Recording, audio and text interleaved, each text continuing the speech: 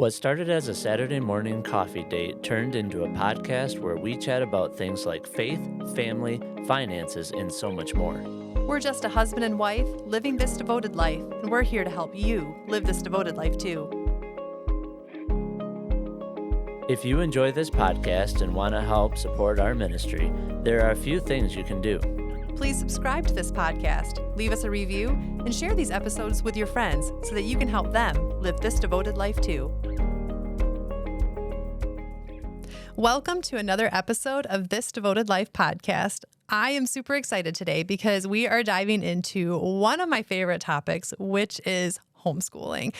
Every time I talk with people, in our online community, I get a lot of questions about homeschooling, how we homeschool, why we homeschool, and all of the nitty-gritty things in between. And so we're hoping to cover a lot of those topics in a mini series here on the podcast about homeschooling. And so today we're going to kind of cover the topic of why we started to homeschool, as well as how to talk to your spouse about homeschooling. That's a big one. Yeah, because spouses are not always on board at first, with the idea of it. And so we want to dive into how did I talk to James, who was not on board with homeschooling at first, and just how did we come to the conclusion that we were going to homeschool, even though he wasn't on board at first. And I wouldn't say I was... You weren't opposed or completely not on board. I'm just kind of a slow mover. You are. I need to get all the facts, make sure we're making the right decision, the best decision for you, for our kids, for our family,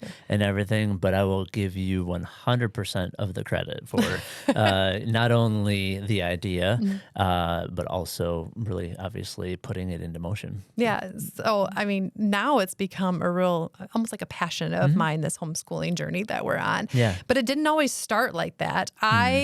If you had asked me maybe before kids and even just like the early days of parenting, if I would ever want to homeschool, I would have told you, no, homeschoolers are weird. I was homeschooled for a couple years, and I was too, actually. Yeah. And I'm sorry, Mom, if you're listening to this, but she will tell you herself that she was not made to homeschool. She basically threw a bunch of Abeka workbooks at me, and I just worked my way through them. I don't remember ever actually sitting down with her and homeschooling. I just read the curriculum and worked through a bunch of worksheets. This isn't a slight, Nana. No, it's not, Nana. I'm sorry. But no, she would tell you the same thing. Yeah. So, what I have since learned is that when God gives you a desire to do something that you never thought that you were going to do, you probably should heed that inkling of the Holy Spirit that's kind of like, well, maybe there is a different way. Yeah. When we discussed,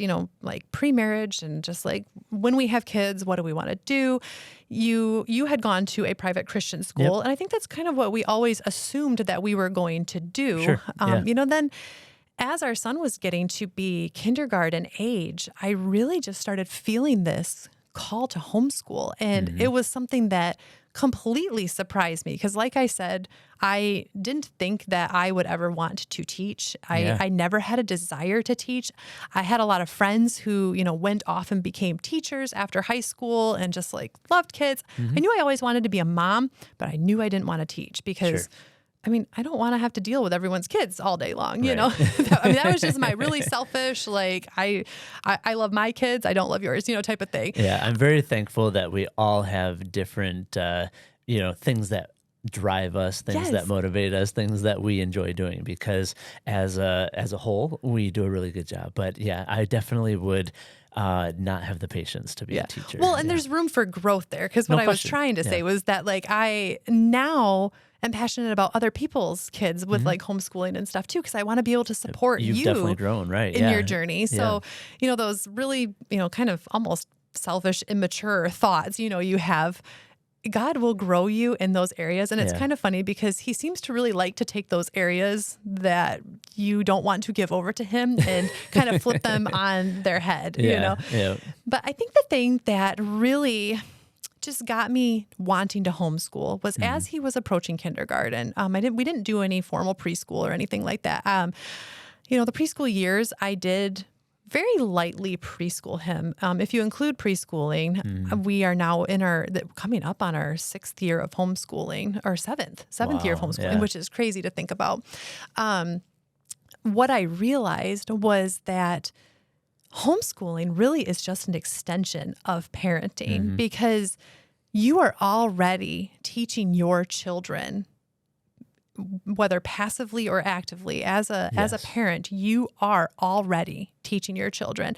And I always love to bring up, Deuteronomy 6:5-9, which is the Shema. It's the command of the Israelite parents to teach their children. So I'm going to read it to you. It says, "You shall love the Lord your God with all your heart and with all your soul and with all your might. And these words that I command you today shall be on your heart.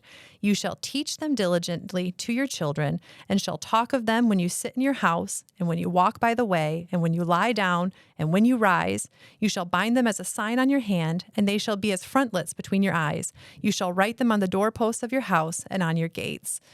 So God has already commanded parents. It literally says, I command you today to teach these diligently to your children. Right. He wasn't necessarily talking about math and reading and language arts, but those are all part of learning. And, one of the beautiful things that I have found with homeschooling is that I can weave the story of Christ into every area. Yeah. Yep. We're learning math today. Isn't it so wonderful that God has designed our universe to have order, that it has these definitive 1 + 1 = 2. Yeah. He is a God of order. The hexagons that the bees use.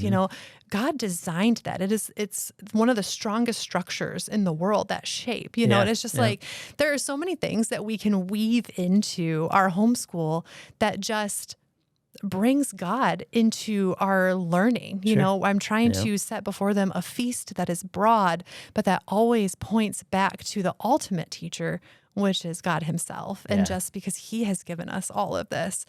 So I guess we're going to kind of dive into the very specific question that one of our community members asked. And it was, how do I talk with my spouse about homeschooling when he's not on board with it yet? Yeah, and it's a great question. It really is. Yeah. And this was something that, when she asked me this, I had to sit down and think, how did we kind of broach this topic? And I realized that as I started feeling from the Holy Spirit that this is what we are supposed to be doing, I started researching. And I was like, okay, as I'm talking to you, I was like, hey, babe, did you know, X, Y, and Z about homeschoolers? Or, hey, I'm looking at this curriculum. Like, this is really cool because it weaves God into all of the story of, history or whatever. And which was actually kind of masterful in a way that you did that, because that I love facts, I love data, I love all of that stuff. That was not intentional I'm at sure it all. wasn't. I am not that thought out with. I'm not trying to manipulate you or whatever. I'll still give you credit. Well, thank you. Revisionist history here. There you go.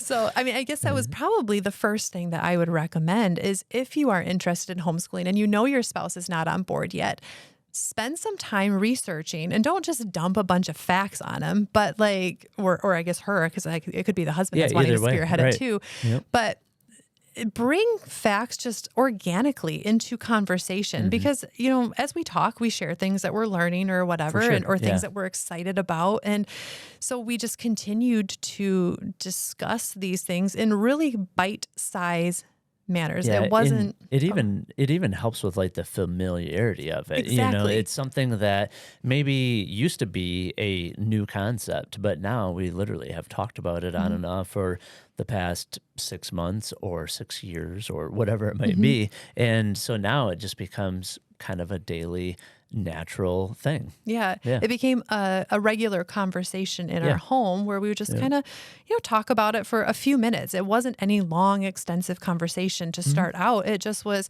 hey, I've had this idea that I think we should homeschool. What do you think about that? Exactly. And then it was kind of like, I really don't know. And then a week later. Have you heard what they say about homeschoolers? Yeah, exactly.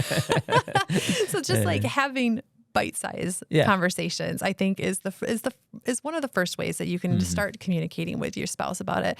And honestly, one of the biggest barriers to anything is just unfamiliarity. Yeah. And honestly, again, going back to this is a barrier to most things in a marriage, financial decisions or changes or models, leadership and getting on board with something or spiritual things and different church or a different way of approaching something. We don't just naturally go towards change most of the time, Right. or something maybe a little less mainstream. Because obviously homeschooling was an active choice to really go against the grain and to not go mainstream. And not only, like you said earlier, was it not private school, but or not public school, it wasn't even private school, it was homeschooling. So I think that's why I was a little apprehensive at first, because It was the unknown. it is. Yeah, exactly. Yeah. Yeah. And it's like, if we're going to fail at something, do we want to fail at the mainstream path or fail at really working hard to try to do something different with our kids and they still didn't turn out, type of a thought. So. Well, I had gone to public school, so I knew the ins and outs of public school. You had gone to private school, so you knew the ins and outs of private school. In fact, our kids probably would have attended, where you went to school. And so those were what we were familiar with. Right. And so to throw this whole curveball of homeschooling in there, it was like, oh, this is new territory. We have to really study this up. And, there's been a lot of things in my life that I have been hesitant to do just because I was unfamiliar with them. Starting a business is a huge barrier. You got into real estate and it was like, I know nothing about it.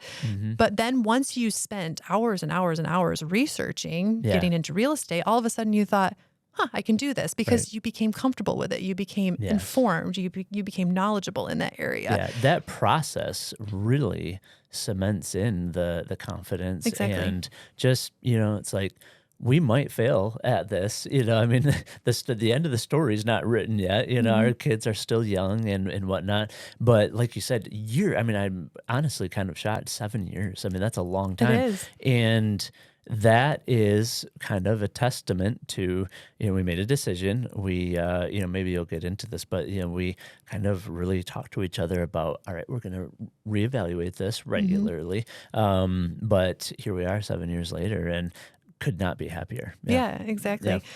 So, this did all culminate in a big conversation, though. So it wasn't just only bite-sized conversations. There was one time where we ended up getting away for a weekend. Our youngest, I think, he would have been 4 at the time. He wouldn't have been quite 5 yet. And we went on a really long car ride. I think it was like a 3 or 4 hour car ride. And we spent the majority of that car ride talking about, okay, this fall, he is going to be, kindergarten age. What do you want to do? What do you want to see us do this fall? Yeah. And so it ended up being like just a really good conversation. And, that is something that we come back to all the time in this podcast, is to communicate, to be a willing listener, and to be willing to communicate, and to be willing to, adjust your thinking even when different facts or ideas are presented by your spouse. New information helps. And I love those conversations that we have talking about the future and different things that we can maybe implement or whatever. But this was a big one. Yeah. And you're the leader of the home. And so it's one of those things that I would have deferred to you, what you wanted to do. But as a good leader, you allowed me to research and bring you new ideas and information. And you then took that information and made the final decision, so I have appreciated that about you, is that as a good leader, you don't just say, no, this is how we're doing it. Right, put my foot down. You want to engage and listen and just to hear what I have to say. So I appreciate that about you. Yeah, thanks for saying that. And honestly, good information and that teamwork, helps us as men and hopefully the leaders of our home make good decisions, right? Because without that support and that influence and things like that, we would probably make a lot more bad decisions. So that's good. I appreciate that. Yeah. I loved how we kind of ended our conversation on that long drive. We were talking the ins and outs of homeschooling. What you ended up telling me was, I would rather have you put our son into school, or to homeschool. I said that backwards. I would rather have you homeschool and realize this isn't what we want to do, and then put him into school, than to put him into school and always wonder, should we have homeschooled or pull him later? Because then it's like he's been in for a little while. Now we're pulling him, and there could just be like a little bit of confusion. And then if it didn't work out, you're putting him back in. Yeah, and it's a lot of change, and yanking that child around, with friends and just that different structure and geographic location. And not saying that isn't good sometimes, because like if you feel the Lord moving in that direction, like do absolutely. it. But that was just something like that. At the time, we had that option, right? And it's like, if we're going to default to one or the other, let's default to starting with homeschooling and then going into the quote unquote system. Per se. And I said, I was homeschooled for 2 years, and you were homeschooled for 2 years. And the reason I was homeschooled for 2 years was because my dad was looking to transfer in his job, and they didn't want to have to pull me mid-year from the public school system. So there was a very legitimate reason for doing that. Sure. And I think, I don't know what your family's reasonings were, but there was a reason that they were homeschooling. And I don't think they ever really told you. I don't know for sure. I have to assume it was potentially financial reasons, going to a private school. But I guess I don't know. Yeah. So there are seasons and there are reasons why you may do both, but this was the path that we were feeling God lead us on for homeschooling. Yeah. And you might even do different things for different kids, Exactly. I mean, it's not that you necessarily have to homeschool all of your kids or not homeschool any of your kids. It's like, make decisions that are best for your family and for the development of your children. Yeah, and prayerfully make those decisions, I think is the biggest thing is let God lead your family and and like I said at the very beginning, this was not something I ever thought that we were going to be doing. And so it's just following the leading of the Holy Spirit and just trying to be tender to what He is calling you to do. And, now that we're, 6-7 years in, I can see how His hand has been in it all, through all of that. And I mean, there have been hard seasons with homeschooling. Don't get me wrong. It has not been all roses and sunshine. I mean, we've had some very tough seasons, but I'm glad that we've, persevered through those seasons. And now we're on the other side of it. And I agree with that. Yeah, there have been times where even me, from a quote unquote outside perspective, being away at work all day, every day, and then coming home, it's like, man, this is a challenge. I could tell for you, for, our children, at the different phases. And we had tough conversations, honestly, about it. And we, have looked into different options, and we kind of, going back real quick, I'll interject this. Our, not trick per se, but our default in whether or not, after prayerfully considering something, we should move forward or not, is, you go through all of the fact-finding stages and all of the preparation and the thoughts and praying, fervently about it. And then at some point, it comes down to crunch time and decision time, right? So what we'll do is we will say, all right, Lord, we are going to pursue this. We're going to take that step of faith. Yeah, we're going to take that step of faith. And if you don't want us to basically succeed or continue down this path of taking that next step, please slam the door shut. Like, I am usually the type of person, like, I'm prying on the door. I think this thing is cracked open, and we will prayerfully say, like, Lord, please make this not work out, or please shut the door if this is not the right decision for our family. And He has several times. And then there's been numerous things where He not only, doesn't shut the door, He opens it wide open. He flings them wide open. Yeah. And it's so comforting, as you're going through, just knowing that, man, this does seem like the right path today and for the past year or 2 or 7. And those are just kind of the way we approach new things and different it's those challenges. Faithful daily steps of obedience that you end up looking back and you're like, wow, God, you really have taken us on quite a journey. Yeah, it's really fun. And we actually have a really good example of that with homeschooling, with the opening and the closing of doors, because last year, we had a rough year. And so we were considering sending our son to a private Christian school part-time. Yep. So this would have been technically 2 school years ago. Yes, it would have been the and 21 and 22 school year. Yeah. Yep. And I contacted a Christian school that we knew did dual enrollment because we weren't going to completely homeschool at that point yet, or give up homeschooling at that point yet. And I contacted a school. We had several conversations, several emailing back and forth. They talked to me about what dual enrollment looked like, how it would work. And they said, we would love to have your son, but they said, our school's kind of going through some growing pains right now. It was a well-established Christian. Massive growth. Yeah, massive growth. And a month went by and I thought, man, I haven't heard from him. And so, we had prayerfully considered this, and I contacted the school and I said, hey, I'm just, wanting to know an update. And the administrator came back to me and she said, I am so sorry. She said, this is the first time ever that we cannot take a homeschool student. She said, we literally have tripled enrollment this year.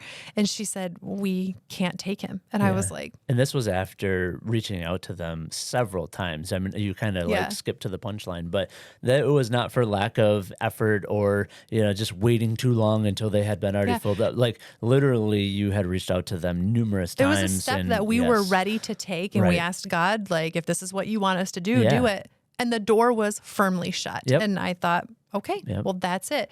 And we ended up having a beautiful school year this year. And it was like, okay, Lord, he needed a season of growth. I needed a season of growth, because that is one thing that you will learn with homeschooling, is that it's not just your children who are learning and growing. I think the teacher almost learns and grows more than the students even do, because it has definitely, been a spiritually growing experience for me and a mentally growing. I look back and I think, man, did I even learn this in school? I remember math, right? But the way that we're doing history now is just so rich and beautiful. And I'm learning things that I never learned when I was in school. But that is a conversation for a totally another day. We're going to try to stick to the topic here, which is like talking to your spouse about homeschooling. Yeah. One thing that I will add in quickly too, though, I think you've gone through 2 pregnancies while homeschooling. That is correct. And so that's another thing that was challenging, right? Yes. Think of all of the things that your body is going through, and then physically, emotionally, mentally, spiritually, all of those, and a child literally going through different versions of that, but from 4.5 or whatever to 10, and it's there's just a lot going on. Yes, and one of our homeschool episodes is going to be just a Q&A when I answer some questions like that, and that is one of the questions that I get often is, how do you homeschool with either a newborn or a toddler or whatever? And I do plan on going into some detail with that in future episodes. A little teaser there, a little teaser. Yes, teeing it up. He didn't know that is in the plans, but that is something that we will talk about in the future. So kind of getting back onto topic here, the reason I was having to talk with James about homeschooling is because he had some hesitations. And so we want to go through what were his hesitations and how did we kind of communicate those and basically, come to terms with why we were going to homeschool. Yeah. And these are probably ones that maybe you have or that you've heard a lot about. But I think one of the main things that was in my mind is socialization, right? Yeah. It's like, how do we make sure that our kids are socialized and not just a bunch of hermits and they come out, from the dark every once in a while and things like that. Their skin's all white and pasty. Right. Yeah. Yeah. And that's funny because that is one of the biggest myths in homeschooling. I mean, if you are in the homeschool community at all online, you will find, homeschoolers talk about that a lot, that their kids are anything but unsocialized.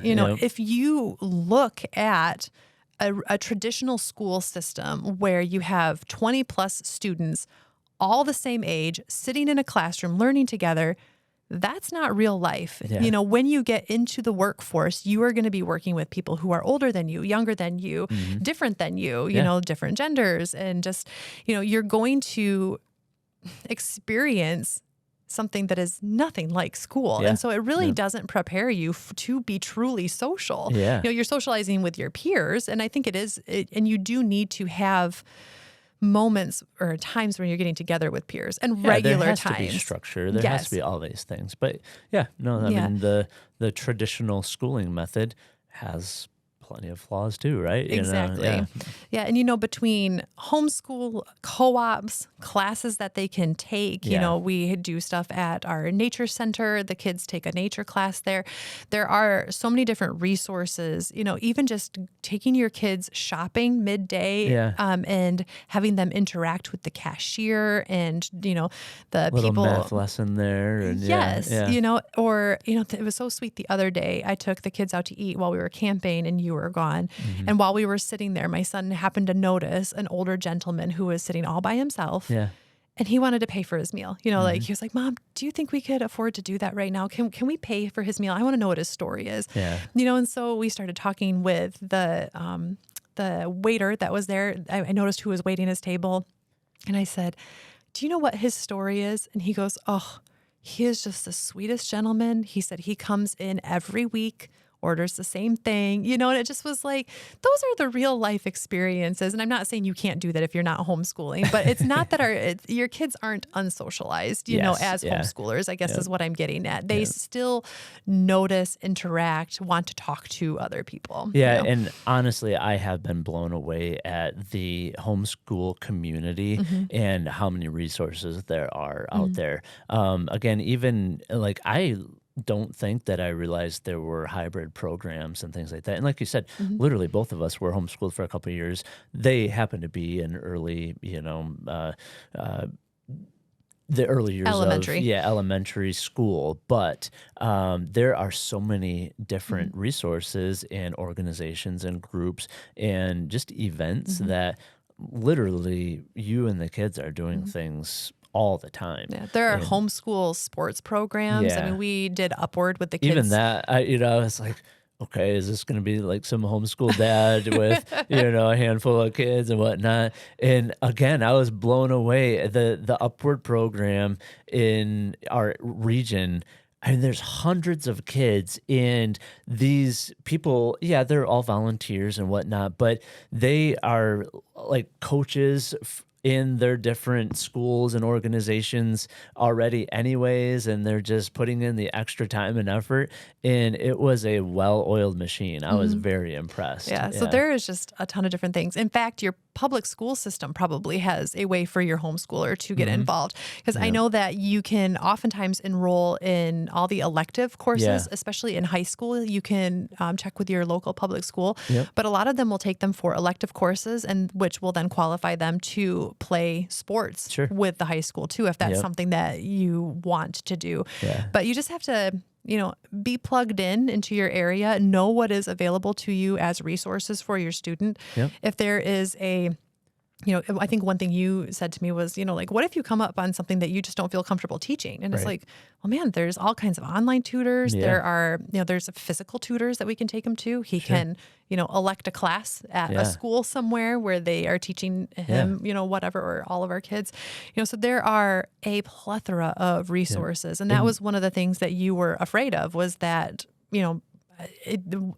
their resources would be limited by homeschooling, but really it's actually the opposite effect, because you have more control over that deficiency, and you can very strategically seek out the perfect help, or what you think is the perfect help for that child. And having that option is really powerful, and you get to see it firsthand. You're not having to go second, third, fourth hand from the various teachers and school leaders and things like that. It's like, you can look at, our child is lacking in this, and I really think that, maybe I wouldn't be the best help for them, and, go and seek that outside help. And I think so far it's been extra successful. And homeschooling has given us the freedom to allow our kids to pursue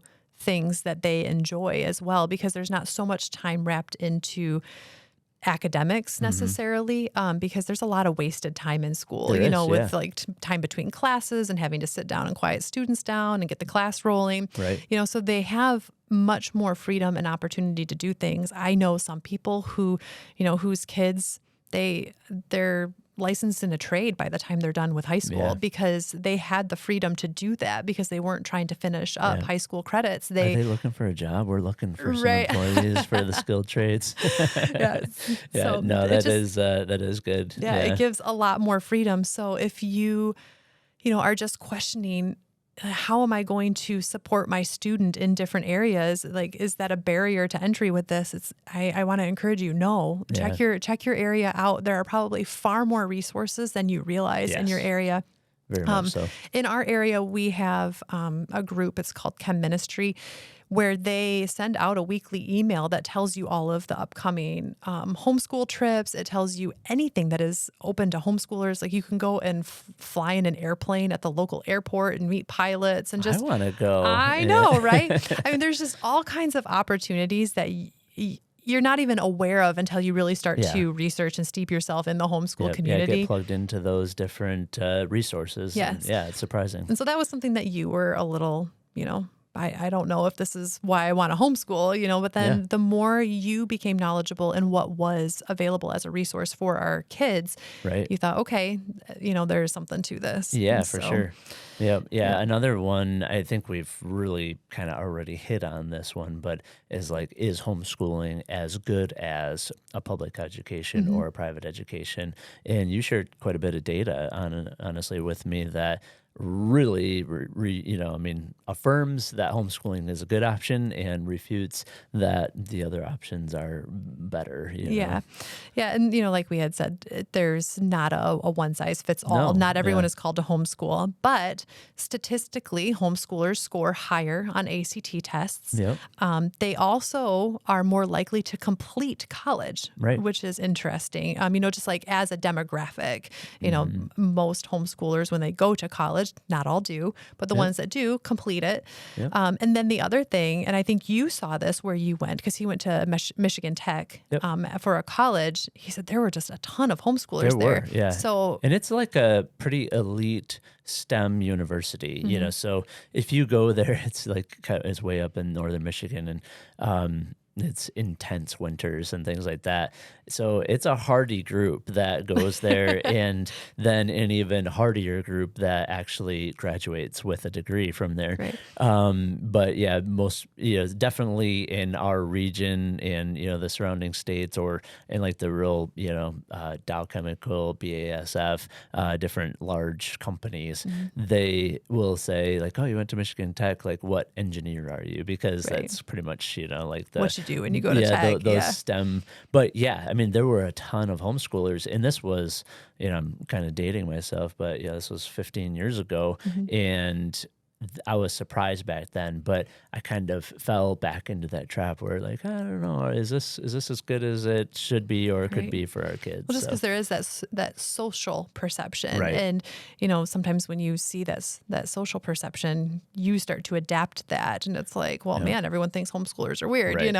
And that was actually a big one. So we talked about socializing of the kids, but then the social perception is kind of a big one, for right? good or bad. That was something we did consider, because it's like, should we really, be worried about what other people, think about this, but that was something that, for you was a slight barrier to entry with this. And it's less, I guess in my mind, it's less about necessarily just what they think about it, but it's like, if people think a certain way, is there more to it than that? Like again, I kind of alluded to it earlier, if are we going to work extra hard to go against the norm to then mess up our kids, Right. So it's like that social perception, again, it can just be simply what people think, but it's also, or, what people think about our kids per se, but it's also, why do people think that way? Right. Is there a reason why? And it's because there's a social construct that is anti-homeschool, because people are just part of the system. Yeah, exactly. And I think real life. Right. I think the other thing that you had mentioned to me too was we already are Christians. And so our lives already look so different to the world. And so you're going to add homeschooling on top of that, and it's like, okay, like we want to be salt and light. We want to be different. Do we really want to be that different? Right, was I think kind of what was going through your mind a little bit. Right. Yeah. And no knock on, certain demographics, but,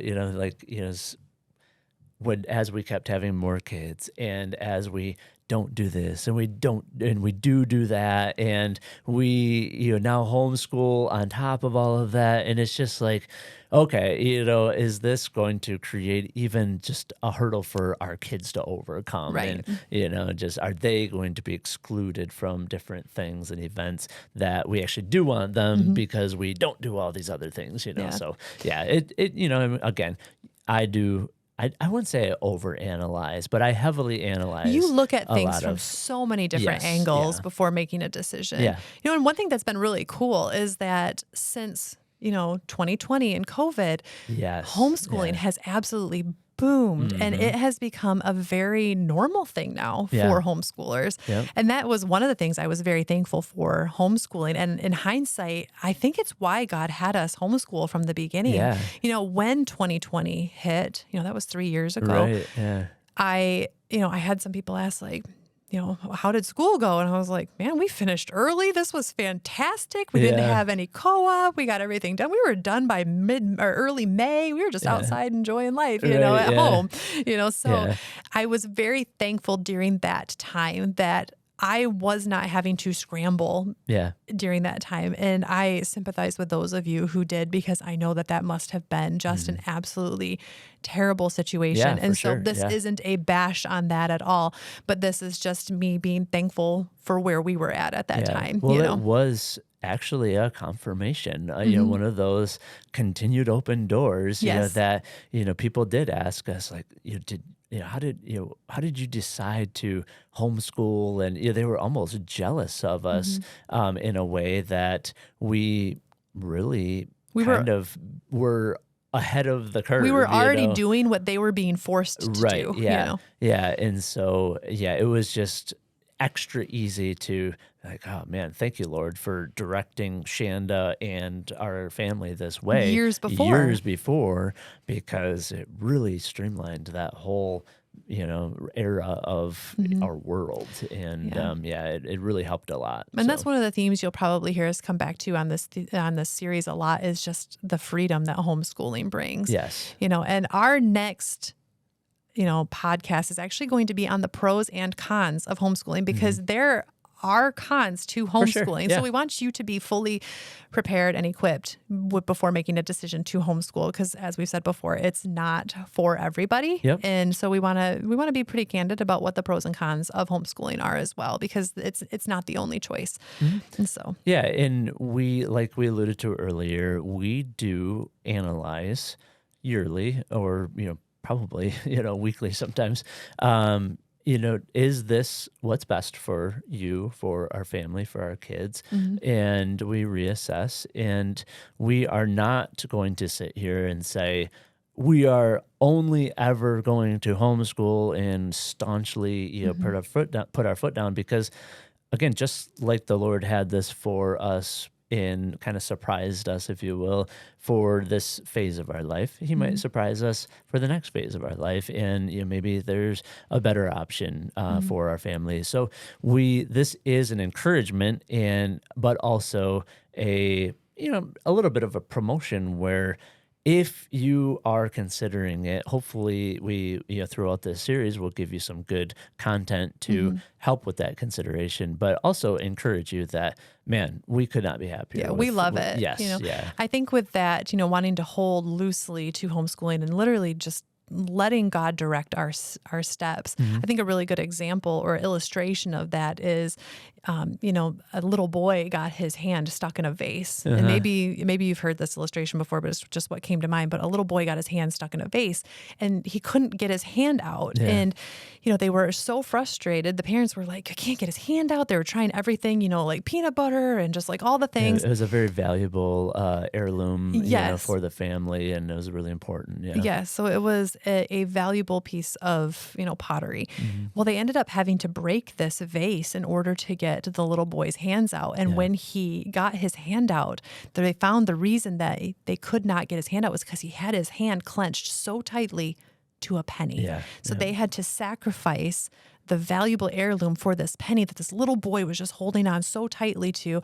And so we want to make sure that we are not holding so tightly onto homeschooling that we're missing the better that God has for us, because when you are in his will, that will always be the best for you. Yeah, no, that's awesome. Very powerful. Yep. And so I think that's just kind of where we're going to wrap it up is just, we want to make sure that we continue to hold homeschool loosely, but we also want to encourage you to really consider it because we love homeschooling. Yeah, and if you have any specific questions about how to get your spouse on board or how to get into this journey, definitely don't hesitate to reach out to us. We probably don't share the different contact methods enough with you, but you can email us. Go to the website, thisdevotedlife.com.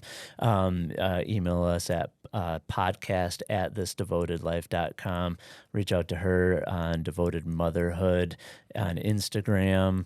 There's several ways of getting a hold of us, but we would love to hear from you and equip you to communicate better with your spouse, approach this really big topic, honestly. I mean, it's a really kind of a life-changing decision, but we're thankful that it's been a really positive, life-changing decision for us. Yeah. So one last question that I actually wanted to ask you was, Nope, we're done. now that this we is it. are, now that we are 7 years into this homeschool thing, what do you now think? I think it's pretty obvious based on your answers, but I'd love to hear just kind of like a wrap up of that. Yeah. So honestly, we touched on now the socialization is, it's kind of almost feels silly for me to think back on that. That was an apprehension of mine because I feel, are even more confident and just respectful and can really go into a new situation because almost every situation is a little new to them with just a lot more confidence and just more well-equipped than I think they would have been if they would have went to school every day. Again, we talked about the fact that post-COVID or through COVID, it was a huge help.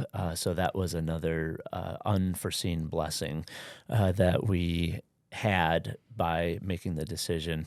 And really overall, I am very thankful that we made that choice. I'm also very thankful that you've dedicated so much time and effort into this because, again, it's not simple. It's difficult, and there's some complexity that it adds to our lives and your life in particular. And yeah, I'm sure there's a lot of mornings that you've woken up not looking forward to having to go through the grind again. So I'm really appreciative of you making the personal effort that you have. And yeah, I'm very confident that you're the best teacher that our kids could have had all of these years. And, hopefully we'll continue to have. But so I'm overwhelmingly grateful and thankful that we came down this journey because I think that our kids would be different people today than they would have been. And again, not that they would have been terrible with the alternative They're methods, just different. but yeah, just different and different in a very good way. So yeah, Exactly. Well, until next time, we want to continue to encourage you to seek God, love your spouse, hug your kids, and stay devoted.